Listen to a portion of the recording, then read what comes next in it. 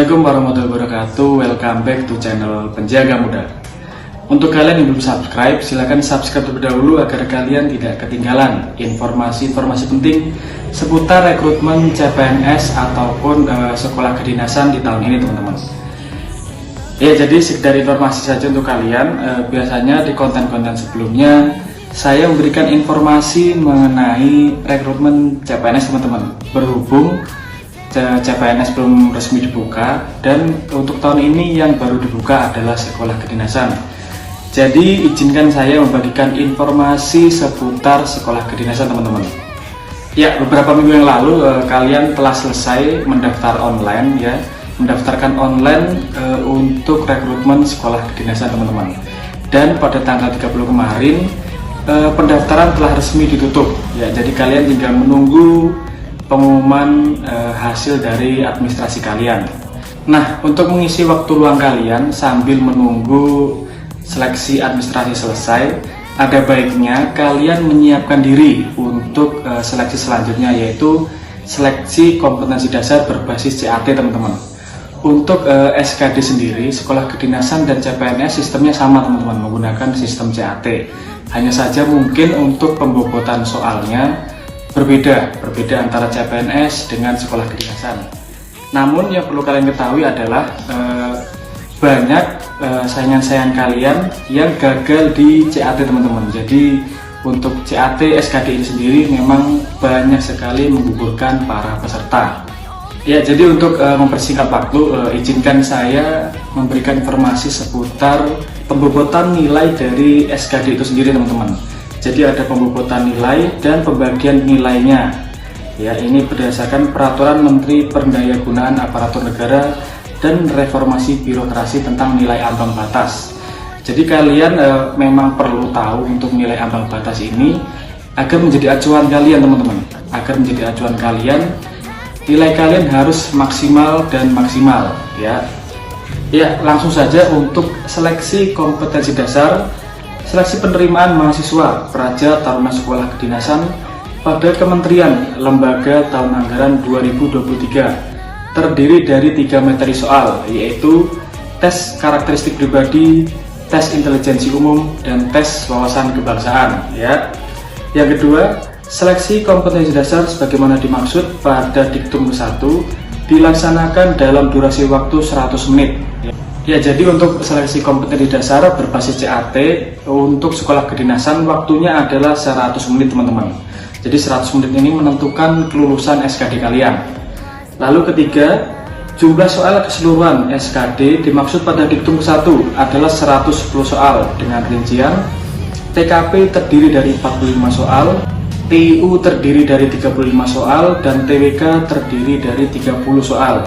Ya, jadi perlu kalian garis bawahi di sini, waktu mengerjakan kalian adalah 100 menit dengan jumlah soal 110 soal, terdiri dari TKP 45 soal, TIU 35, TWK 30, teman-teman.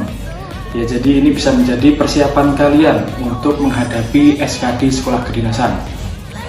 Mengingat juga untuk saingan kalian ini sangat banyak, teman-teman, ribuan. Jadi alangkah lebih baiknya kalian memang harus benar-benar mempersiapkan diri sebaik mungkin. Oke.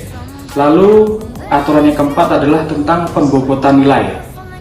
Untuk materi soal TKP, bobot jawaban benar bernilai paling rendah 1 dan nilai paling tinggi 5 serta tidak menjawab nilai 0.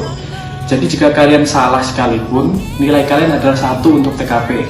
Jika jawaban kalian benar, kalian akan mendapatkan nilai 5. Jika kalian tidak menjawab, nilai kalian adalah 0, teman-teman. Jadi usahakan untuk TKP ini, untuk soal TKP kalian jawab walaupun salah, teman-teman. Jangan kalian kosongkan. Karena jika kalian kosongkan atau tidak menjawab, nilai kalian 0, ya. Selanjutnya untuk materi soal TU dan TWK, bobot jawaban benar bernilai 5, salah atau tidak menjawab bernilai 0, ya. Berbeda dengan TKP untuk TU dan TWK. Selanjutnya peraturan kelima tentang nilai kumulatif paling tinggi. Nilai kumulatif paling tinggi untuk SKD ini adalah 550 dengan rincian 225 untuk TKP, 175 untuk TIU, dan 150 untuk TWK. Jadi jika kalian bisa menjawab benar semua, TKP, TBK, dan TIU, nilai maksimal kalian hanyalah 550. Ya, lalu peraturan selanjutnya adalah mengenai nilai ambang batas. Nilai ambang batas untuk SKD Sekolah Kedinasan Praja Mahasiswa Taruna Sekolah Kedinasan, ya.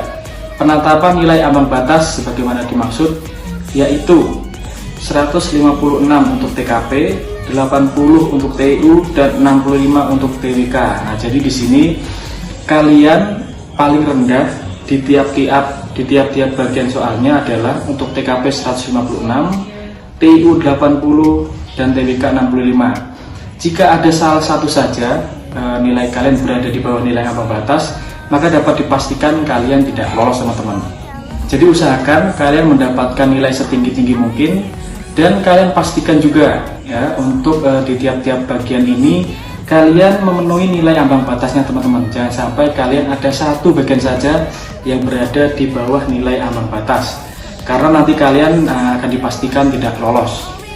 Lalu peraturan yang ke-8 adalah ketentuan sebagaimana dimaksud pada diktum ke-7 dikecualikan bagi peserta yang berasal dari daerah tertentu yang mendapat afirmasi sebagaimana diusulkan oleh Kementerian Lembaga Penyelenggara Sekolah Kedinasan dan telah disetujui oleh Menteri.